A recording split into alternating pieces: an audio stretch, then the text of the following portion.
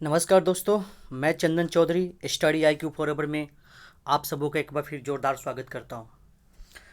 दोस्तों, आज हम लोग संविधान की एक अगली कड़ी में भारत का जो निर्वाचन आयोग है, इलेक्शन कमीशंस ऑफ इंडिया, उस पर चर्चा करेंगे। उसके महत्वपूर्ण बिंदुओं को देखेंगे, उसके क्या क्या कार्य हैं, शक्तियां हैं, उसके बारे में चर्चा करेंगे। जो एग्जामिनेशंस की दृष्टि से महत्वपूर्ण होंगे, हम लोग उन बिंदुओं को बहुत अच्छी तरीके से समझेंगे। जैसे कि आप स्क्रीन पर देख रहे होंगे, यहाँ पे भारत निर्वाचन आयोग के बारे में। भारत निर्वाचन आयोग जो है, भारत का आप देखेंगे, आपको यह संवैधानिक संगठन है, मतलब कॉन्स्टिट्यूशनल बॉडी है। तो इसके बारे में अब आप देखिए, सबसे पहली बात,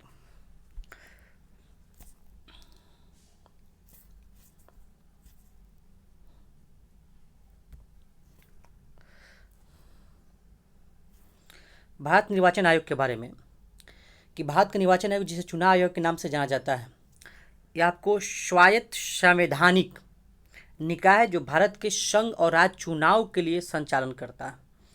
मतलब याद रखिएगा, स्वायत्त है मतलब कि उसको एक अलग से संस्था बनाई गई है, स्पेशल बनाया गया है। जो संवैधानिक है मतलब कॉन्स्टिट्यूशनल बॉडी है निर्वाचन आयोग।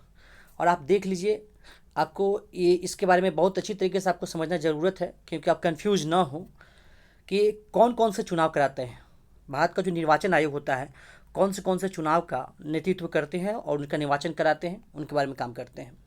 तो एक होता है लोकसभा का, दूसरा राज्यसभा का, उसका में राज्य विधानसभाओं के, राष्ट्रपति के और उपराष्ट्रपति के चुनाव का संचालन करता है। याद रखेंगे, लोकसभा, राज्यसभा, राज्य विधानसभा, राष्ट्रपति और उपराष्ट्रपति के चुनाव का संचालन करते हैं। इसमें क्लियर रहेंगे।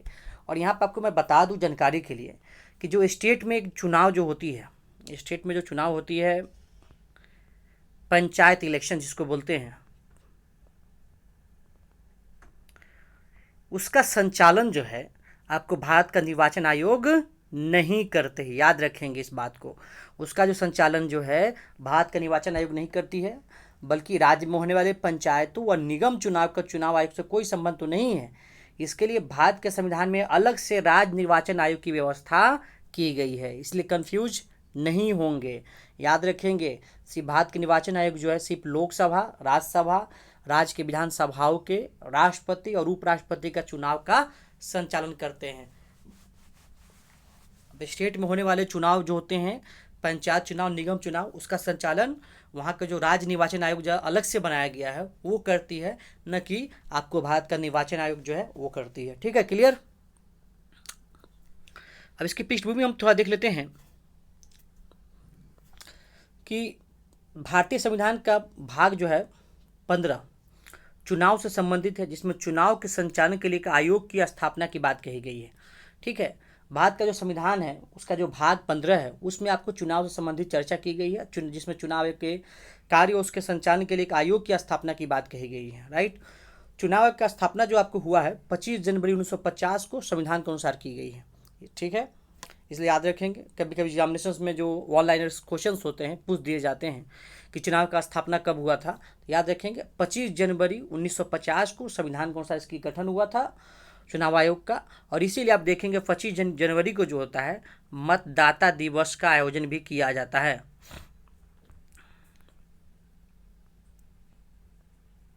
क्लियर। उसके बाद देखिए, संविधान का अनुच्छेद जो आपको 324 है और 329 तक, 324 से 329 तक चुनाव आयोग के सदस्यों की शक्तियों, कार्यकाल और पात्रता आदि के संबंधित जानकारी आपको उसमें दी गई है। तो इसलिए याद रखेंगे 324 से 329, 324 से 329। अब आइए हम लोग एक एक स्पेशल करके देख लेते हैं उसमें कौन कौन से अनुच्छेद में क्या क्या कहे गए हैं।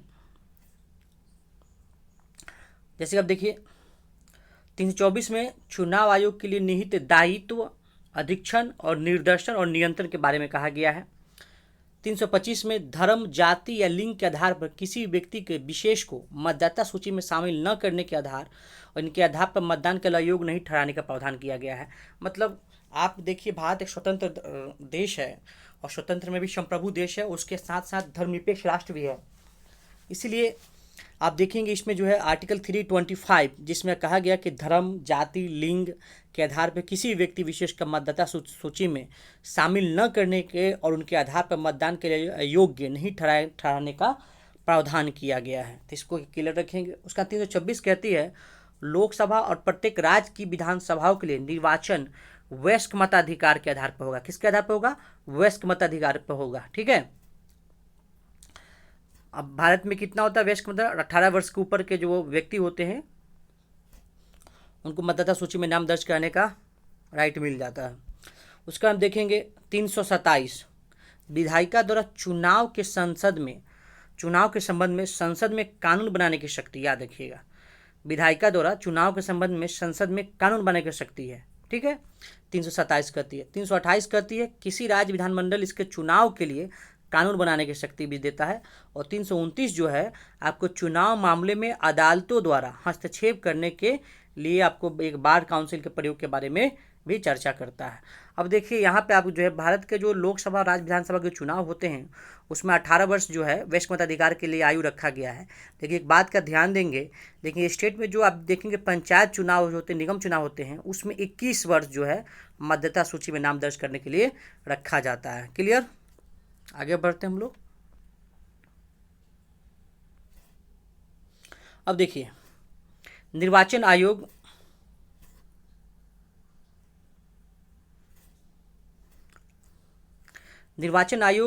की संरचना कैसी है, मतलब कि इसका जो बॉडी है किस तरीके की बॉडी है, इसके बाद थोड़ा सा देख लेते हैं हम लोग। निर्वाचन आयोग का मूलतः केवल एक चुनाव आयुक्त प्रधान होता है, जिसको हम लोग बोलते हैं चुनाव आयुक्त बोलते हैं, इलेक्शन कमीशन ऑफ इंडिया।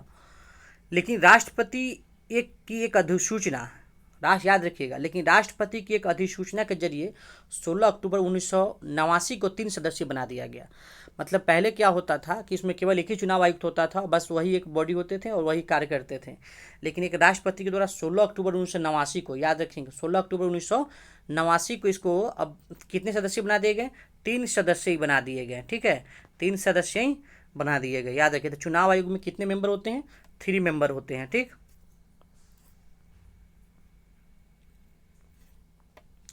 उसके बाद में इसके बाद कुछ समय के लिए एक सदस्यीय आयोग बना दिया गया और फिर 1 अक्टूबर 1993 को इसका 3 सदस्यीय आयोग वाला स्वरूप फिर से बहाल कर दिया गया। तब से निर्वाचन आयोग में एक मुख्य आयुक्त और 2 चुनाव आयुक्त करते हैं। देखिए हमेशा से अब जैसी सरकार आती रही है और जो सरकार आती है जिसके अपने मुताबिक उसमें जो कुछ चेंजिंग करना चाहते हैं उसमें अपना चेंजिंग करते रहे हैं।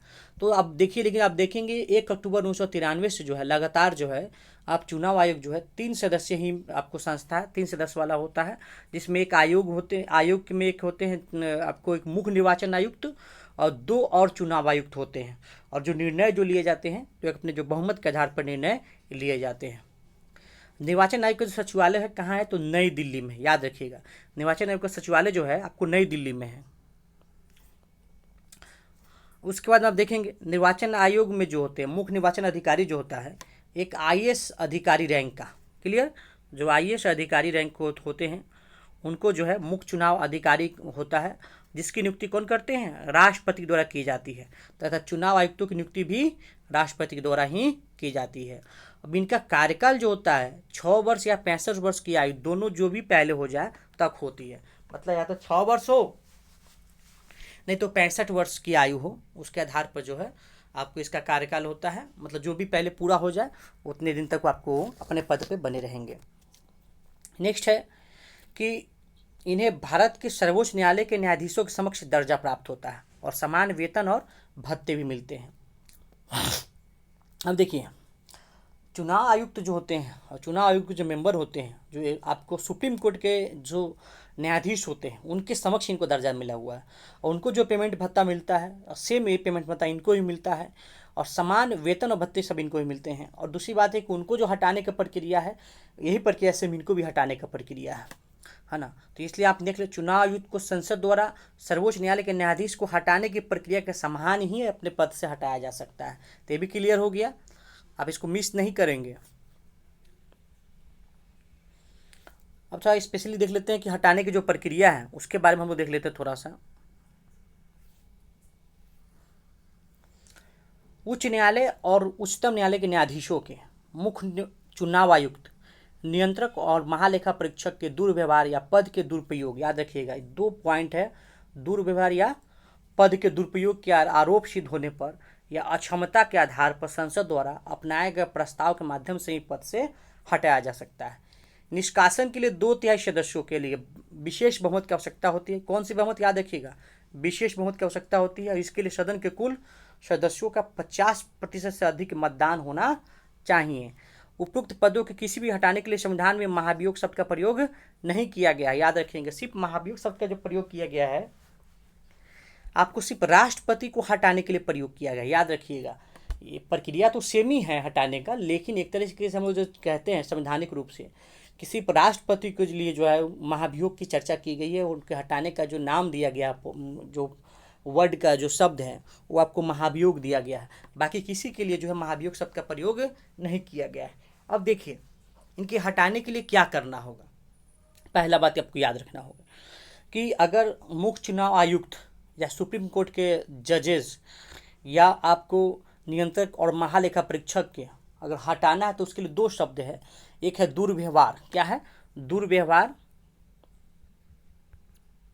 दूसरा है पद के दुरुपयोग। क्लियर। तो इस आधार पे जो है उनके हटाने के लिए बात होती है। आपको 2 चीज़ें मतलब होती है जिसके आधार पे जो है हटाने की बात होती है इनकी। देखिए अगर इनको हटाना है तो आपको क्या करना होगा, मतलब आपको नहीं, जो संसद है उनको क्या करना होता है। तो जो हमारा जो संसद है तो सबसे पहले आपको एक विशेष बहुमत से, तो सबसे पहले आप क्या करते हैं, लोकसभा या राज्यसभा में कहीं भी आप अपना जो बिल उसको ला सकते हैं, उनको हटाने का प्रस्ताव ला सकते हैं। लाने से पहले 50 सदस्यों का जो है हस्ताक्षर उस पर होना चाहिए। उसके बाद में आप जो राज्यसभा में ला रहे हैं तो जो उपराष्ट्रपति होते हैं, जो राज्य सभापति होते हैं, दूसरा जो आपको अगर लोकसभा में आ रहे हैं तो लोकसभा के जो अध्यक्ष होते हैं उनके पास आप हस्ताक्षर युक्त जो है पत्र उनको सौंपते हैं। सौंपने के बाद में अगर वो मंजूरी देते हैं कि हाँ इन पर विधेयक लाया जा सकता है, मतलब इनको हटाने के लिए इन पे जो है प्रस्ताव को लाया जा सकता है, तभी आप जो है आप लोकसभा में या राज्यसभा में जो है उस बिल को जो है आप उस पर जो है आप वोटिंग करा सकते हैं। और वोटिंग कराने के बाद विशेष बहुमत से जो है अगर वोटिंग हो जाती है तो उससे पहले उनको 14 दिन पहले आपको उनको नोटिस भी देना होता है। आपको जो चुनाव आयुक्त को हटा रहे हो तो उनको अगर यार आप मुख्य न्यायाधीश या आपको जो न्यायाधीश को हटा रहे हैं सुप्रीम कोर्ट के, उच्चतम न्यायालय, उच्च न्यायालय के, उनको या नियंत्रक महालेखा परीक्षक के हटा रहे हैं उनको, मतलब आपको उनको 14 दिन पहले नोटिस देना पड़ता है। नोटिस देने के बाद में जब आपको प्रक्रिया हो जाती है तो उन पर जो वोटिंग होगी तो विशेष बहुमत से जब 2/3 बहुमत से जब पारित हो जाता है तो उसके बाद में वो जो है आपको जो अपने पद से हट जाना होता है, मतलब कि जो पोस्ट पे है इनको अपने पद से हटना पड़ता है। तो एक प्रक्रिया है जिसके बारे में आपको मैं विस्तृत से बता दिया। आगे बढ़ते हम लोग देखते हैं निर्वाचन आयोग के कार्य क्या क्या।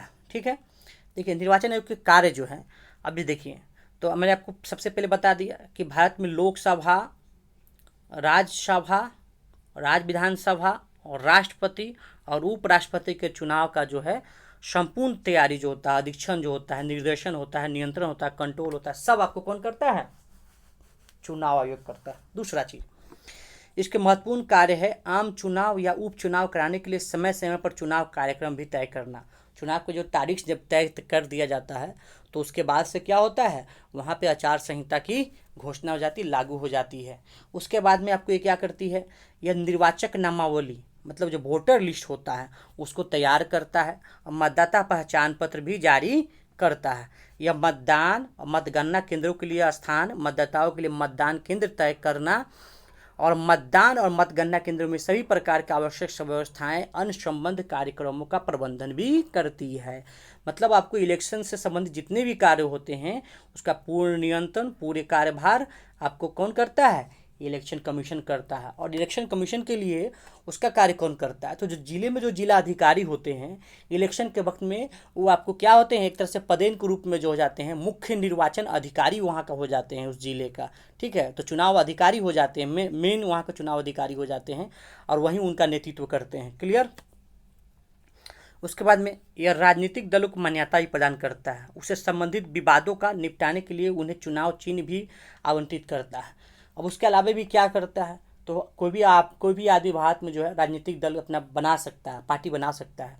और पार्टी बनाने के बाद में आप किसके पास जाएंगे, तो चुनाव आयोग के पास में जा करके आप उनको जो है अपनी अपनी जो मान्यता लेने के लिए आप उनसे आग्रह करेंगे तो आपको हम मान्यता मिल जाती है। उसके बाद में मान्यता देती है चुनाव आयोग। उसके बाद में उससे संबंधित विवाद कभी हो जाता है, कोई मतलब जो छाप होता है, निशान जो होते हैं, चुनाव के जो चिन्ह होते हैं, है ना, जैसे कभी कुछ दिन पहले आप देखे होंगे पूर्व के समय में घटना घटी होगी यूपी में, जब आपको सपा पार्टी में जब विखंडन हो गया तो उसके चुनाव चिन्ह को लेकर के, अब साइकिल जो चुनाव चिन्ह है उनको लेकर के दो धड़ों में जो मतभेद हो जाने के कारण जो है चुनाव आयोग को इसमें निर्णय लेना पड़ा और चुनाव आयोग को जो है इसका बंटवारा करना पड़ा। तो ये आपको मामला चुनाव आयोग में चलती है, न कि उच्चतम न्यायालय में। तो इस बात को क्लियर रखेंगे। दूसरा, निर्वाचन के बाद आयोग ठहराए जाने के बाद मामले में आयोग के पास संसद और राज्य विधानसभाओं के सदस्यों की बैठकों हेतु सलाहकार क्षेत्राधिकार भी है। क्लियर। यह राजनीतिक दलों और उम्मीदवारों के लिए चुनाव में आदर्श आचार संहिता जारी करता है ताकि कोई भी अनुचित कार्य न करे और सत्ता में मौजूद लोगों द्वारा शक्तियों का दुरुपयोग न किया जाए। मैंने बोला आपको कि आदर्श आचार संहिता लागू की घोषणा हो जाती है जब भी आप इलेक्शन की घोषणा करते हैं, उसके साथ ही अपने आप ही घोषणा हो जाती है कि इसका जो दुरुपयोग नहीं किया जाएगा।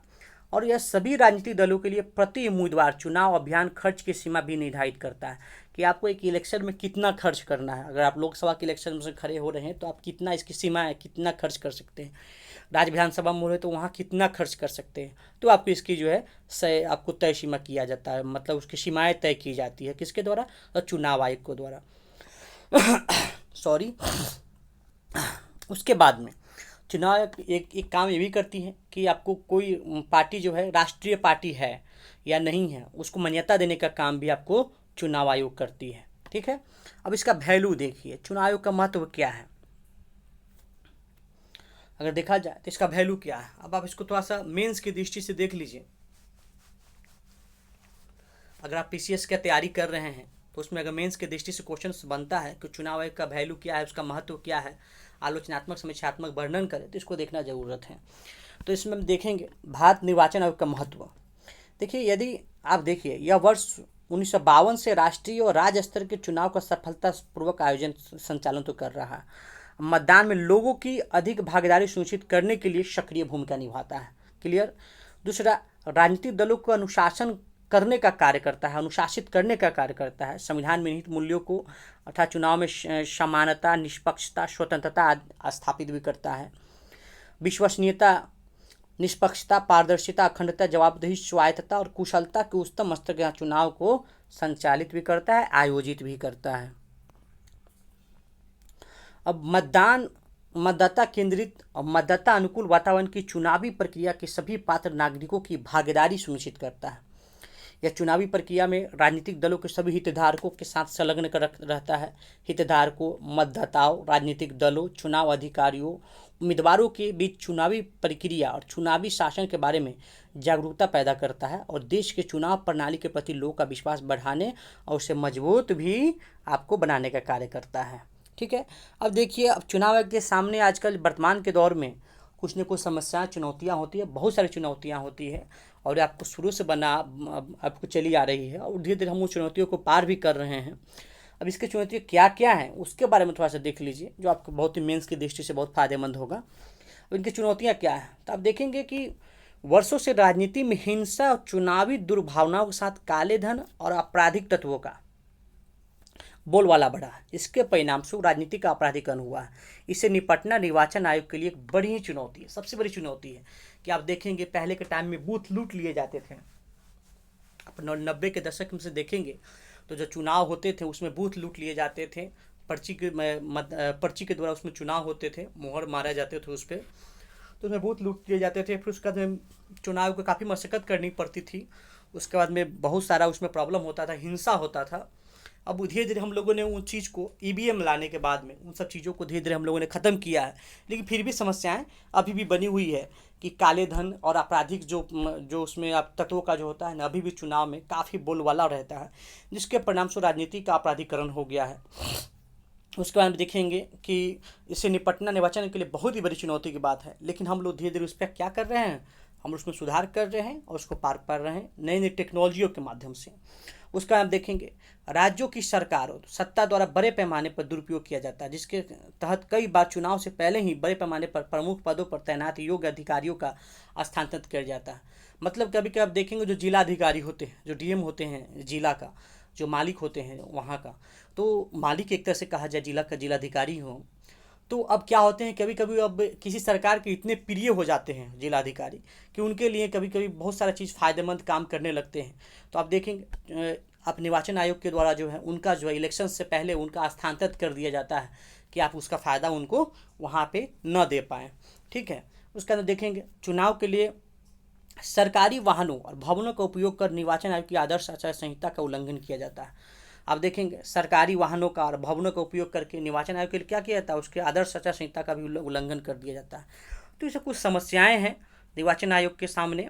उसमें आप देखेंगे कि निर्वाचन आयोग के पास राजनीतिक दलों को विनियमित करने के लिए पर्याप्त शक्तियां भी नहीं हैं। आप देखेंगे अभी भी वर्तमान में निर्वाचन आयोग के पास में उतनी शक्तियां नहीं हैं कि आप उसको जो है आपको काउंटरिंग करे, उसको काउंटर करे, उसको कंट्रोल करे राजनीतिक दलों को और उस पर नियंत्रण रखें। तो आप उसको हम देखेंगे किसी राजनीतिक दल के आंतरिक लोकतंत्र और पार्टी के वित्तीय विनियमन को सुनिश्चित करने का कोई भी शक्ति निर्वाचन आयोग के पास भी नहीं। ये भी एक बहुत बड़ी समस्या है। हालिया वर्ष में आप देखेंगे निर्वाचन आयोग की निष्पक्षता पर भी सवाल खड़े होने लगे हैं। यह धारणा जोर पकड़ रही है कि चुनाव आयोग कार्यपालिका के दबाव में काम कर रहा है। अब यह हाल फिलहाल देखेंगे आप जो लोकसभा चुनाव होंगे पिछले आप जो हुए होंगे उसमें आप देखा होगा आप लोगों ने कि किस तरीके से निर्वाचन आयोग की धज्जियाँ उड़ गई, उनके आपके जो उनकी निष्पक्षता पर सवाल खड़े किए गए।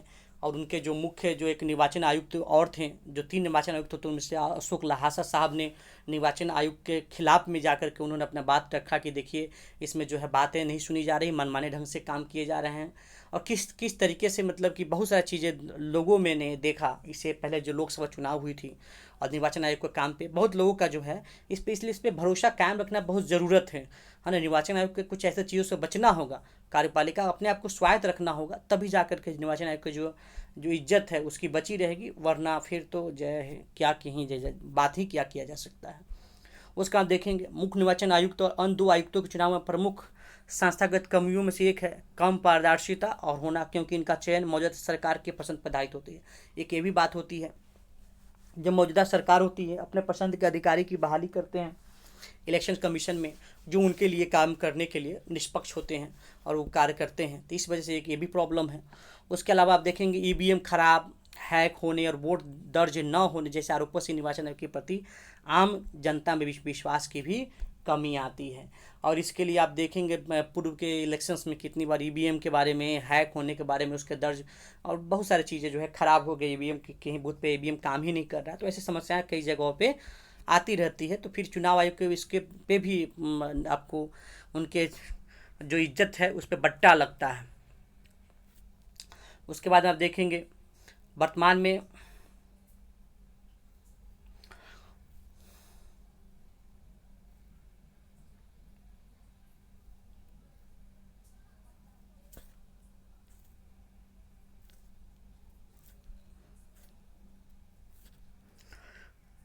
वर्तमान समय में सत्ताधारी दल के पक्ष में निचले स्तर पर नौकरशाही मिली भगत के खिलाफ सतर्क रहने की आयोग के सामने बहुत बड़ी चुनौती है।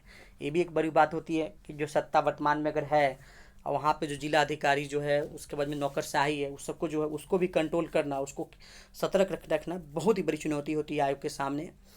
आयोग के जनादेश और जनादेश के समर्थन करने वाले प्रक्रियाओं को और अधिक कानूनी समर्थन करने की भी आवश्यकता है। और नैतिकता सुनिश्चित करने के लिए आवश्यक है कि सक्षम और योग्य व्यक्ति उच्च पदों पर दायित्व को संभाले, है ना। इस चीज़ को भी ध्यान रखना होगा। निर्वाचन आयोग की निष्पक्षता सुनिश्चित करने के लिए द्वितीय प्रशासनिक सुधार आयोग की रिपोर्ट में याद देखिएगा, द्वितीय प्रशासनिक सुधार आयोग की रिपोर्ट में सिफारिश की गई कि लोकसभा अध्यक्ष, लोकसभा के एक विपक्ष के नेता, कानून मंत्री और राज्यसभा के उपाध्यक्ष के साथ प्रधानमंत्री की अध्यक्षता में बनी कॉलेजियम मुख्य चुनाव आयुक्त और चुनाव आयुक्तों की नियुक्ति के लिए राष्ट्रपति के नाम प्रस्तावित कर रहे हैं।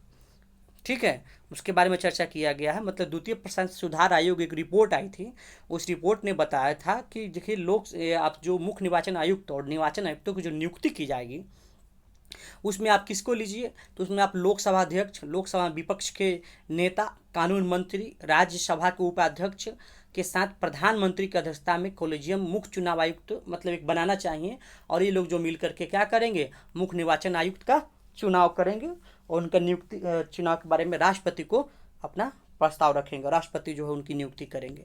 लेकिन अभी वर्तमान में आप ऐसा कुछ प्रावधान नहीं है और ऐसा भी कुछ संशोधन नहीं किया गया है, इसलिए आप देखेंगे आप अब कभी कभी एग्जाम से क्वेश्चन पूछे जाएंगे कि भारत के प्रथम चुनाव आयुक्त कौन थे, तो सुकुमार सेन, याद रखेंगे। जीके के लिए क्वेश्चन है कि भारत में प्रथम चुनाव आयुक्त कौन थे, तो सुकुमार सेन। अब वर्तमान में कौन है, तो सुनील अरोड़ा मुख्य चुनाव आयुक्त है, जो और अशोक लहासा और सुनील चंद्रा चुनाव आयुक्त के पद पर कार्यरत हैं। तो दोस्तों इस तरीके से हम लोगों ने आज चुनाव आयोग के बारे में देखा, और आप जो वीडियो जो देख रहे थे स्टडी IQ फॉरएवर चैनल था, तो आप मैं चंदन चौधरी आपको एक बार फिर आपको मैं तहे दिल से शुक्रिया करता हूं कि आपने इस वीडियो को देखा अंत तक, और आप इस चैनल को सब्सक्राइब करें और लाइक करें और शेयर करें, और कमेंट बॉक्स में जाकर कोई सुझाव देना चाहते हैं तो इसके लिए आपका स्वागत है।